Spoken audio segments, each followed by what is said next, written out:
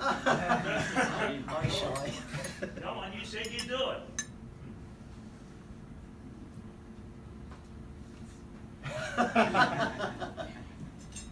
G'day everyone. I'm Scott's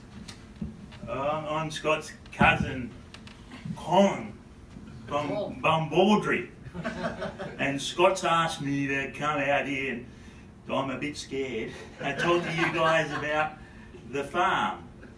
But you know, I haven't been to the city before, and when I walked in downstairs, there's this big silver door, and this little old lady, she walks in, and then the door's shut, and then these lights turn on, and a few seconds later, it comes back down, the door's open again, and this beautiful young lady walks out, and I said, "Hey Ethel, get over here." Hi guys.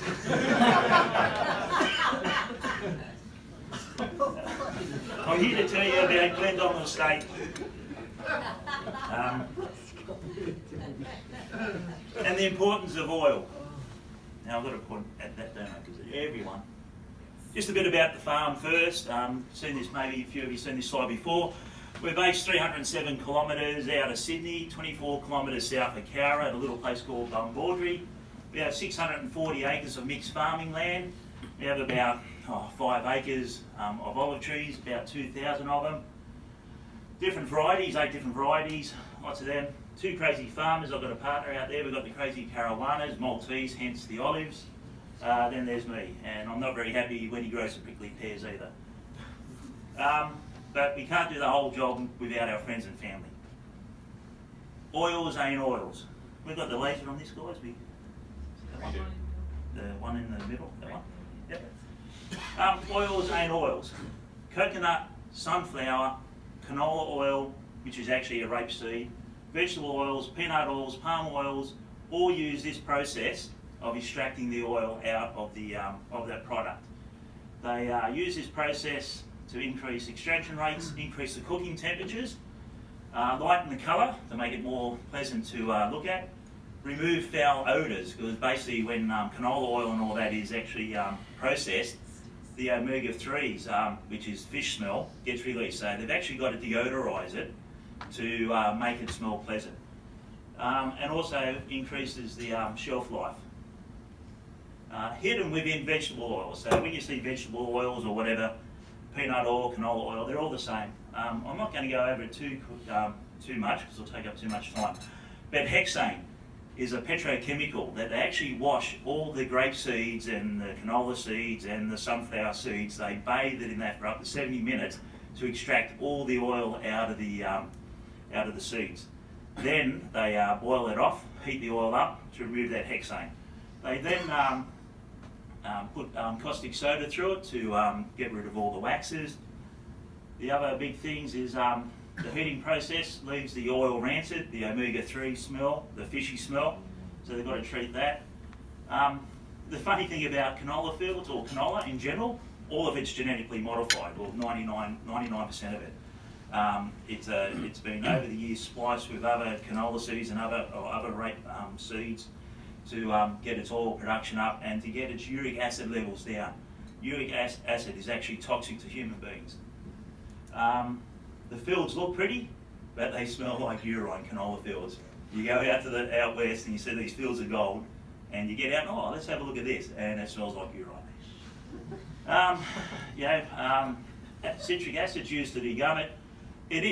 There is a term they bleach it, but it's actually a clay bleach. They actually got to run it through earth to try and get all the impurities out and improve the colour.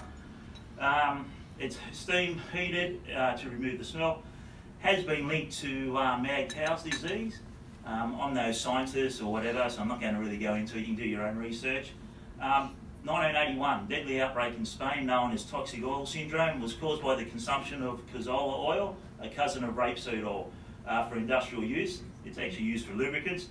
It was fortunately sold as olive oil. So you've got to watch out. You don't know what you're getting. So the good oil.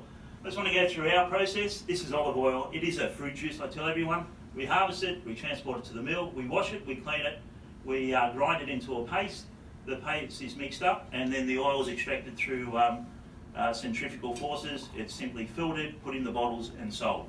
There is no chemical processing, there's no heating, there's none of that with oil. It is simply a fruit juice. We squeeze the fruit and the oil comes out. No, that's as much as the processing gets. The old way we used to do it, quite interesting. You pick your fruit, you put it in the storage, you wash it, you put it through big grind mills that just grind it down into bottles, and that's it. The new way is a little bit more high tech, of course, but it's still basically the same. The olives are washed. Oh, that's in Italian, so I thought I'd put some Aussie up here, or English. Tap, it's simply washed, goes into the grinding, and it just grinds it up. The paste comes out where it's separated from the from all the sludge and everything, and then basically it just comes out as extra virgin oil and filtered, and that's it. There's nothing more to the process. We'll run through our farm and what we do so you can get a bit of an idea, everyone. We harvest it, we harvest all by hand. Our trees are too young at the moment. We've got big nets that we put around the bottom of the trees. We put them in the little bins, we put them in the bigger bins. They're our good calamatas, jumbo calamatas we sort out for our consumption, for fruit. Now, the click, I've got to make this one work. This is up, always a technical hitch, isn't there? What are you going to do? There's a video in the middle of that. So yeah, you click in your belt back one. So, Are you sure you loaded it? yeah, I did.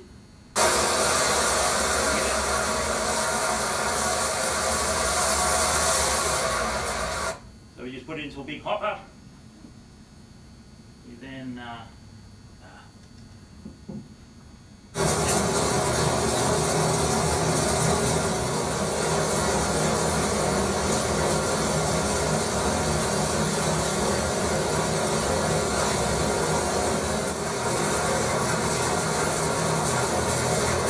simply gets washed in water. There's nothing else done to it.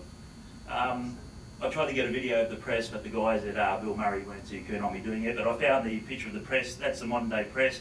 Does about 2 tonnes an hour. Mixes it up into a paste and a slurry, and it just comes out of olive oil where it gets sent through a centrifugal filter just to separate the water. We then let it settle for a couple of months. And we take it out to our bottling plant. Nothing high tech about it. Bottling machine and our casks, and then we sell it, and that's it. That's all we've got to do to make olive oil. No processing, no chemicals, no heating, no steaming, as simple as that. Lots more. How much time have I got left, Stephen? I could talk forever. Well, Michael, we're winding it up. Just some things about olive oil. All olive oil is now cold pressed. No such thing as hot pressed. Used to be. It's all first press. It's extra virgin olive oil as long as the omega-3s and the fatty acids at the right levels. A couple of things, the trees live forever. They say that we eat fruit from the tree that Jesus Christ could have ate from. Olive groves are always grown on the side of hills because that's where they like to grow best. That's a fallacy. We just grow them on the side of hills because that's the worst bit of land you can find. You leave your paddocks and your fields for growing the good stuff. Glen Estate, why Glen? That was the name on the letterbox. And it's true. And the hen on the logo of our bottle is actually Rob's daughter who passed away 2 years ago now. So just a little bit of a legacy to her. So she can't get to enjoy meals with families around the world, but this way she can. Scott Dredge, Glen Estate.